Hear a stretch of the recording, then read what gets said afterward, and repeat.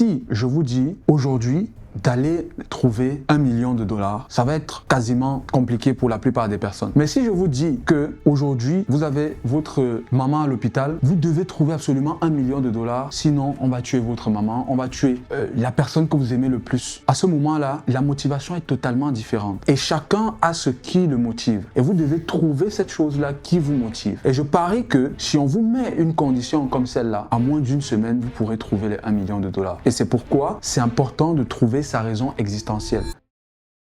Salut, je suis Jordi et je suis CEO d'une entreprise qui fait 6 chiffres actuellement. J'ai lancé une start-up et je suis actuellement en train de lancer un SaaS. En parallèle de tout ça, j'ai 3 chaînes YouTube que je gère et je publie une vidéo en moyenne sur chacune de mes chaînes YouTube. J'ai une page TikTok, j'ai une page Facebook, j'ai une page LinkedIn où j'ai près de 13 000 personnes qui me suivent actuellement. En parallèle de tout cela, je suis ingénieur cloud. Je travaille aussi dans tout ce qui concerne le coding finalement. J'adore partager, je fais aussi des accompagnements. J'ai une communauté Telegram, plusieurs communautés WhatsApp, des personnes que je coach, des personnes que j'accompagne. J'adore passer du temps avec des personnes que j'aime, des personnes qui me sont chères. Et en parallèle aussi également de tout ça, je suis très passionné par les civilisations anciennes, par l'histoire, par les traditions africaines. Ça, c'est un exemple tout court de ce à quoi ressemblent mes centres d'intérêt. Vous pouvez comprendre qu'avec tout ça, il faut une méthodologie, il faut une structuration pour pouvoir s'en sortir,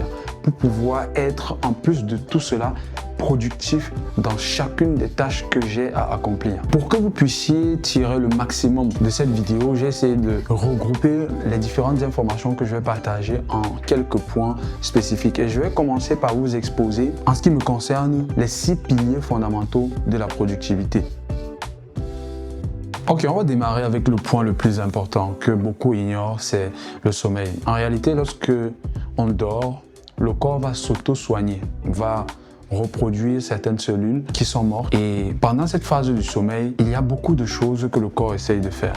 Et il est important pour nous d'avoir un sommeil quasi parfait pour être en forme le lendemain, pour être productif, pour dégager la meilleure énergie possible. Et c'est pour ça que beaucoup de personnes me demandent comment je fais pour toujours avoir ce boost d'énergie. Et tout réside dans le sommeil. La première chose à faire, c'est de m'assurer que j'ai un endroit de sommeil quasi parfait. Un endroit de sommeil quasi parfait, c'est une chambre où je peux avoir de l'air ou de l'oxygène qui va passer pendant la nuit. C'est très important de bien respirer pendant la nuit. Et deuxièmement, je vais m'assurer à être dans le noir total lorsque je dors. Donc je vais éviter tout ce qui est lumière artificielle par exemple, les téléphones, etc. Et en plus de cela, je vais éviter de manger avant d'aller dormir. Lorsque j'ai pu m'habituer à ces différents paramètres là, ce que je vais faire ensuite, c'est que je vais essayer de m'habituer à me coucher tous les jours à la même heure. Et on pourra voir cela tout à l'heure avec ce que j'ai appelé mon tracker d'habitude, que vous pourrez aussi en bénéficier. Il y a quelque chose que je ne dis pas très souvent et je pense que de plus en plus, je sens la légitimité de pouvoir m'exprimer sur ce sujet-là. C'est le domaine de la nutrition. En réalité, comme on le dit très souvent, un esprit sain dans un corps sain. Il faut manger extrêmement énergisant. Ça veut dire que je vais éviter vraiment tous les types de nourriture qui ne m'apportent pas suffisamment d'énergie. Ici, je pense à de la malbouffe, la nourriture transformée. Je vais éviter aussi très souvent les restaurants, ce genre de choses-là. Je vais éviter tout ce qui est viande hachée, par exemple, tout ce qui est viande déjà faite. Donc, la viande, par exemple, c'est quelque chose que j'y prête vraiment attention parce que la première fois que je suis arrivé en France, je me suis rendu compte de quelque chose. Les gens mangeaient beaucoup du McDonald's et de la nourriture transformée. Je me suis prêté un peu à l'exercice et à chaque fois que je mange ce type d'aliments, je me rends compte que je ne suis plus le même. Je me sens très lourd, je me sens paresseux. Il me faut soit regarder un film, soit être sur les réseaux sociaux. Et je sens que mon état cognitif, mon cerveau n'est pas à 100%, je ne suis pas au top. Et donc du coup, j'ai compris qu'il y avait quelque chose dans ces aliments-là qui m'endormait. Et à partir de ce moment, et comme je vous l'ai dit, j'essaye vraiment à 80-90% d'être dans des aliments extrêmement énergisants. Et pour moi qui suis africain, oui, je vais beaucoup plus manger de la nourriture africaine. Les amis, le prochain pilier, c'est votre raison de vie, votre raison existentielle, votre objectif ultime. Et c'est très très important de l'avoir. Pourquoi je le dis? Il vous faut une raison qui vous permette de vous lever tous les jours à 5 heures sans bouder, sans flancher et avec le top de motivation. Il vous faut une raison pour laquelle vous vous battez. Si vous ne l'avez pas, vous devez prendre le temps de trouver cette raison. Être productif, c'est parce qu'on a une raison existentielle derrière. Et votre raison doit être alignée avec vous. Ce n'est pas juste avoir une vision du style « je vais avoir une Lamborghini ». Non, il faut que votre objectif, votre raison existentielle soit profondément corrélée à vous et soit quelque chose de connecté à vous, quelque chose d'atteignable et vrai. Par exemple, moi j'ai une vision de ma vie. Dans 10 ans, je sais exactement ce que je veux dans 10 ans. Ce qui me pousse naturellement à faire tout ce que je fais actuellement. Ce qui me pousse à me lever tout le matin. Il n'y a personne qui me contrôle, mais je sais que j'ai des choses à faire. Et je fais ce que j'ai à faire sans aucun contrôle, sans aucune motivation extérieure. Et il vous faut cette putain de raison pour pouvoir avancer normalement. Voyez-vous, la raison et l'objectif jouent un rôle très important pour votre productivité personnelle. J'ai cette caricature, cette petite anecdote que je pose toujours avec des personnes très proches et c'est des choses que je me suis dit à moi-même. Vous savez, il y a une expérience qui dit que si je vous dis aujourd'hui d'aller trouver $1 million, ça va être quasiment compliqué pour la plupart des personnes. Mais si je vous dis que aujourd'hui vous avez votre maman à l'hôpital, vous devez trouver absolument $1 million, sinon on va tuer votre maman, on va tuer la personne que vous aimez le plus. À ce moment-là, la motivation est totalement différente et chacun a ce qui le motive et vous devez trouver cette chose-là qui vous motive. Et je parie que si on vous met une condition comme celle-là, à moins d'une semaine, vous pourrez trouver les $1 million. Et c'est pourquoi c'est important de trouver sa raison existentielle, la raison qui vous motive, qui vous donne du punch. Et une fois que vous avez trouvé cette raison-là, ça sera en boucle quotidiennement dans votre tête parce que vous ne pourrez plus vous en passer. À chaque minute, à chaque temps perdu, vous allez toujours penser à cette raison que vous devez naturellement accomplir.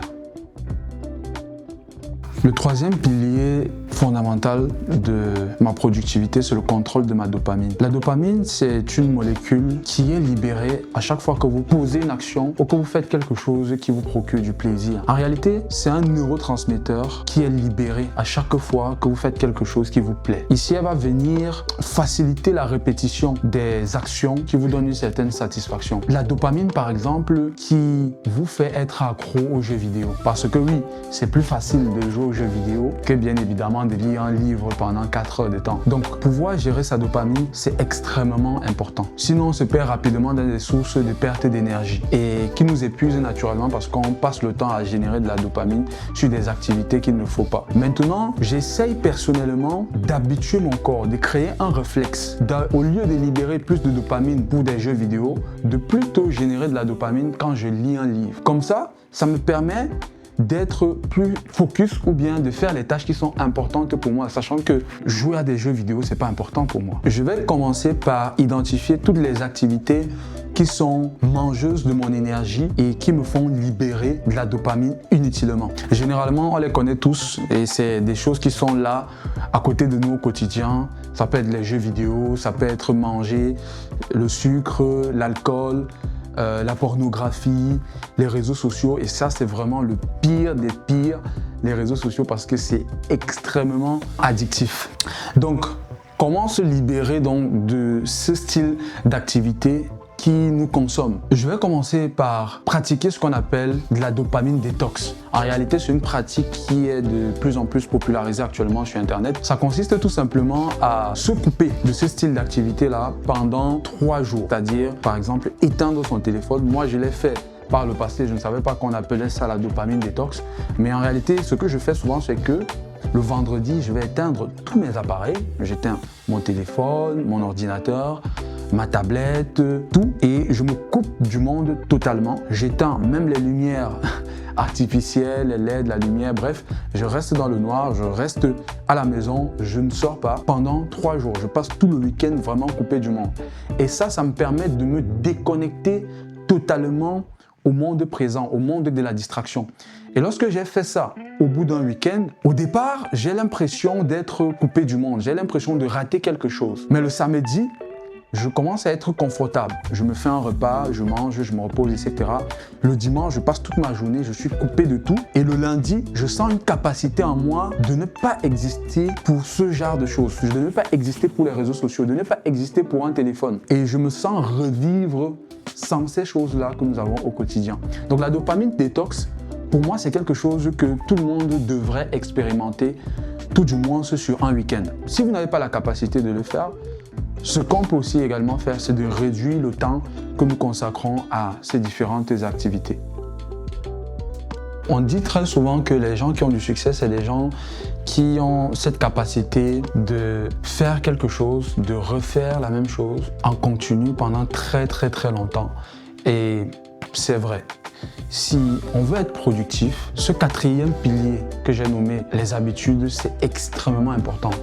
Il faut développer des habitudes. Je sais, c'est chiant, c'est pas facile à respecter. Lorsqu'on a des habitudes, ça ne donne pas forcément plus de dopamine. On a envie de faire d'autres choses et le cerveau humain est comme ça. Nous sommes humains, on a l'envie d'explorer, on a l'envie de faire plein de choses différentes à la fois. Mais il faut travailler sur ses habitudes. Il faut pouvoir refaire les mêmes choses encore et encore et encore et encore. Et pour cela, j'ai développé un certain nombre d'habitudes avec le temps. J'ai regardé plein de vidéos sur Internet sur comment développer des habitudes saines. J'ai regardé comment est-ce que je pouvais allier mes habitudes aux recherches de la science pour avoir le résultat parfait, le combo idéal. Et pour ça, j'ai fait une vidéo, je pense la semaine dernière, que vous pourrez retrouver, où je montre ma routine journalière, que vous pouvez aller regarder. Dans les habitudes, ce qu'il faut éviter, c'est un emploi de temps. Personne ne respecte les emplois de temps. Mais il nous faut avoir une structure organisationnelle de notre temps. Il nous faut gérer notre temps en forme de bloc. En tout cas, pour moi, c'est ce qui a fonctionné. Ça veut dire que je vais savoir, par exemple, que le matin, je dois me lever, je dois prendre une douche froide, je dois faire du sport de telle heure à telle heure. Et je sais qu'à partir de 9h jusqu'à 12h, je suis dans un deep work. Je sais que de 12h jusqu'à 13h40 à peu près, je suis en pause, j'arrête tout. Je sais qu'à partir de 14h, je suis dans un deuxième deep work. Et je l'ai fait une fois, deux fois, trois fois, quatre fois. Et avec le temps, c'est devenu une habitude. Et ça me permet, chaque jour que je me lève, de ne pas me poser des questions sur qu'est-ce que je vais faire aujourd'hui. Et ça, c'est très important. Parce que si vous voulez être justement productif, il vous faut avoir un temps pour toute chose. Je ne peux pas vouloir travailler et en même temps vouloir cuisiner, non. Il me faut dans ma journée maîtriser le temps que je consacre à la cuisine, maîtriser le temps que je consacre au travail, pour être sûr que sur 8 heures de temps ou bien sur une journée de 24 heures, j'ai maximisé mon temps dans le travail ou bien dans les objectifs ou bien dans les tâches les plus importantes pour moi. Pour moi, les habitudes, c'est le cheat code. Et avec ce que j'ai pu développer comme système, j'ai pu aussi également avoir des outils qui m'aident en ce sens-là que nous pourrons voir tout à l'heure.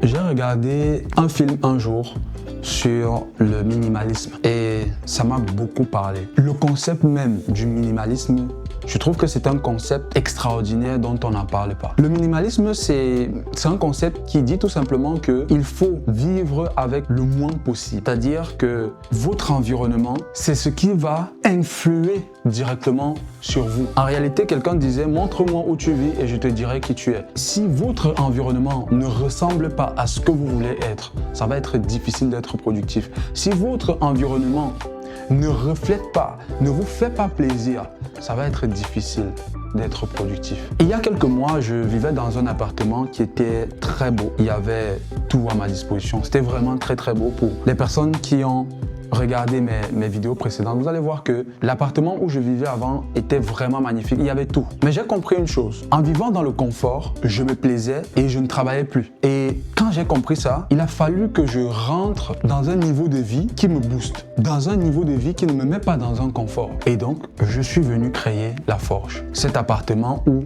tout est extrêmement minimaliste. Un lit, un bureau, un canapé, un fauteuil et le reste de mes outils de travail. Et avec tout simplement cela, ça me permet chaque jour que je me lève d'être boosté, de me dire que j'ai encore beaucoup de choses à faire. Lorsqu'on vit dans le confort, on a tendance à s'oublier, à tout simplement s'y plaire parce que on s'est dit voilà, j'ai déjà fait ça, j'ai tel matériel, j'ai pu avoir tel matériel.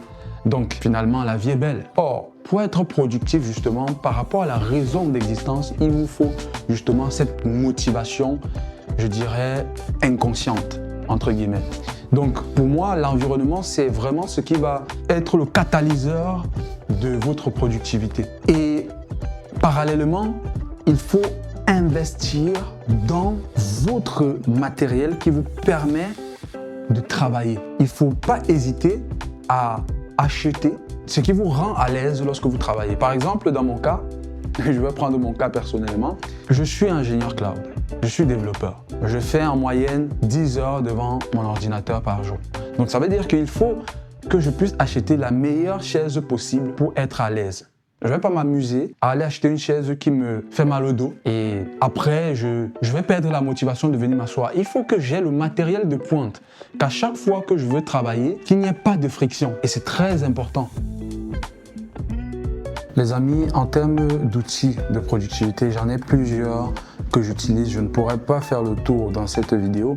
Je pense que je ferai une autre vidéo juste pour explorer en fait mon matériel pour la productivité. Mais je pense qu'il y a un outil qui a vraiment changé ma vie, c'est ce gadget. Ce gadget, en fait, c'est tout bête, hein. Je ne sais même pas comment il s'appelle. Je l'avais retrouvé sur Amazon, suite toujours à quelqu'un qui avait recommandé cela sur une vidéo sur YouTube. Et donc, je l'ai acheté pour le tester. Et comment ça fonctionne? Tout simplement, là, je peux l'ouvrir comme ceci et je vais mettre, par exemple, mon téléphone à l'intérieur. Et lorsque je ferme, comme ceci, il y a bien évidemment un minuteur là, que vous pourrez voir. Je pense bien, voilà. Donc ce minuteur là, allez, comment il fonctionne? Donc je vais venir ici régler en fait le timing. Donc je peux mettre 2 heures, 1 heure, etc. Et une fois que c'est réglé, en fait je vais tout simplement double-cliquer là, appuyer là 2 fois. Et ça va verrouiller le téléphone pendant 3 heures, 4 heures, le temps que je puisse avancer véritablement sur ce que j'ai à faire. Et ça, c'est absolument un go-to si vous êtes accro en fait aux réseaux sociaux et à votre téléphone. Maintenant, lorsque vous avez un dispositif comme ça, effectivement, lorsqu'il est bloqué, vous ne pourrez plus tout simplement l'ouvrir jusqu'à ce que les 4 heures de temps soient épuisées. Donc voilà, il faut faire extrêmement attention. Vous pouvez mettre 1 heure ou 2 heures en fonction de combien de temps vous travaillez. Voilà.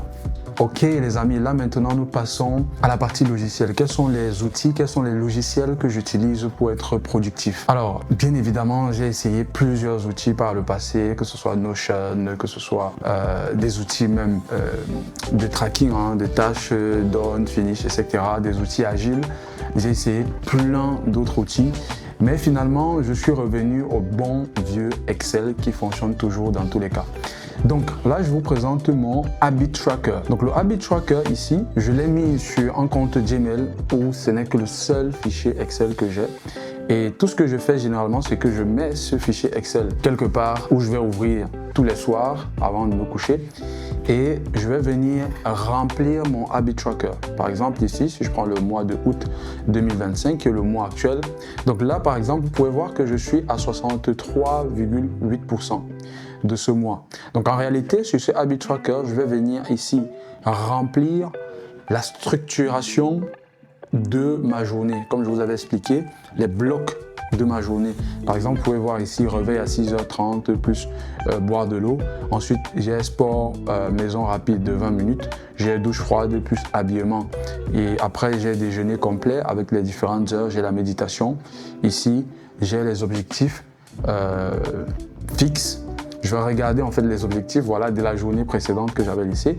Je vais faire donc un deep work de 4 heures de temps. Et là, j'ai mis en bleu.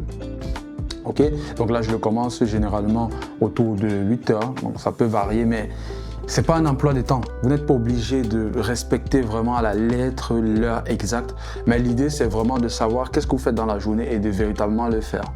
Donc ici, après, j'ai une pause. Vous voyez, après, j'ai un deuxième deep work. Après, je fais une séance de sport généralement. Et là, je peux faire une deuxième douche froide en soirée. aux alentours de 19h-20h. Et après ici, je peux échanger avec des personnes, voilà, de la famille, etc. Et je vais faire un troisième deep work à partir de 21h jusqu'à minuit à peu près. Ok.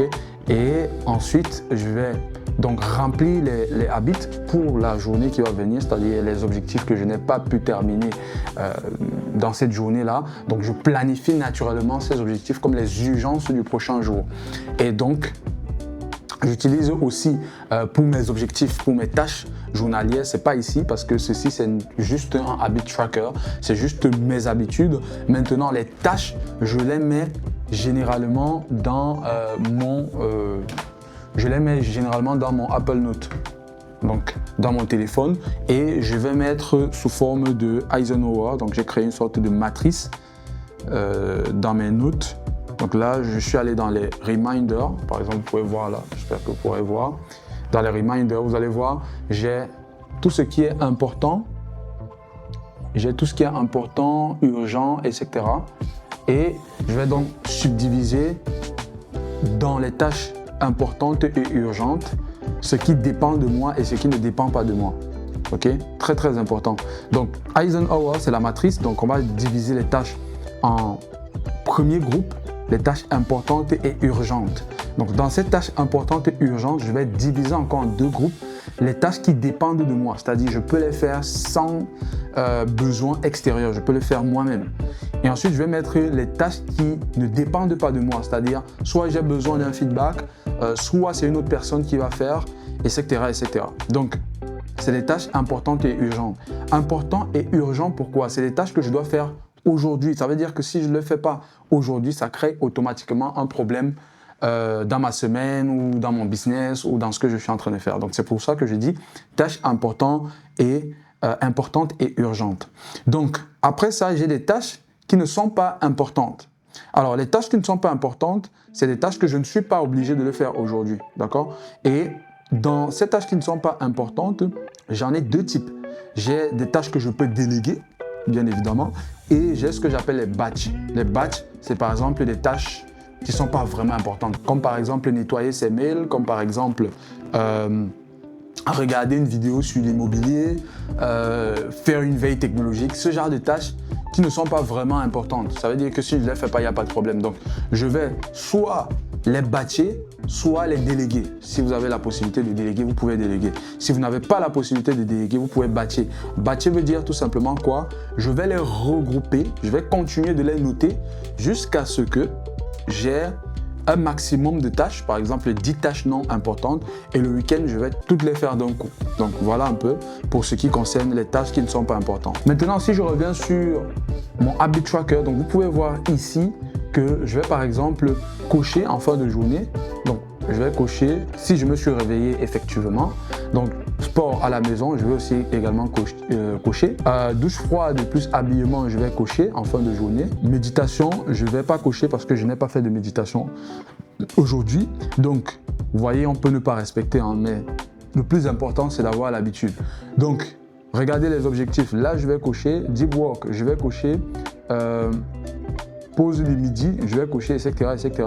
Donc, je vais cocher comme ça toutes mes habitudes pendant toute la journée.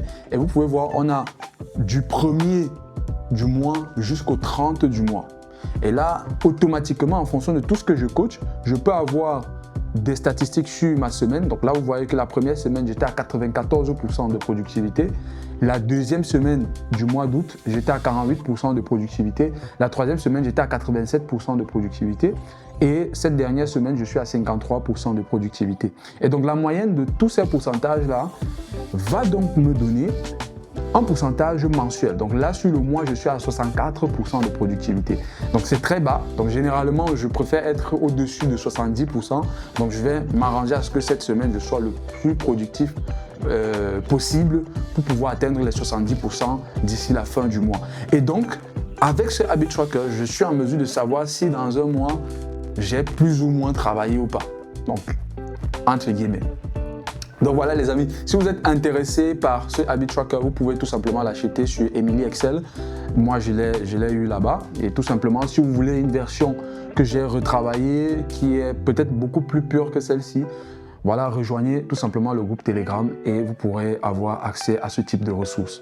Ok les amis, j'espère que cette vidéo a été super bénéfique pour vous. En tout cas, c'est un plaisir pour moi de partager toutes ces expériences avec vous. Ça n'a l'air de rien du tout, je vous assure, mais c'est beaucoup de temps, beaucoup d'expérimentation qui m'ont permis d'arriver au résultat de ce que je viens de partager avec vous. Donc j'espère que vous avez aimé cette vidéo et n'hésitez pas à me dire en commentaire, vous, comment est-ce que vous faites au niveau de votre productivité personnelle. Est-ce qu'il y a des choses que j'ai partagées que vous faites déjà? Et dites-moi aussi en commentaire si vous avez des optimisations à me proposer. Voilà, c'était Jordi et on se revoit pour une nouvelle vidéo. À très bientôt, ciao.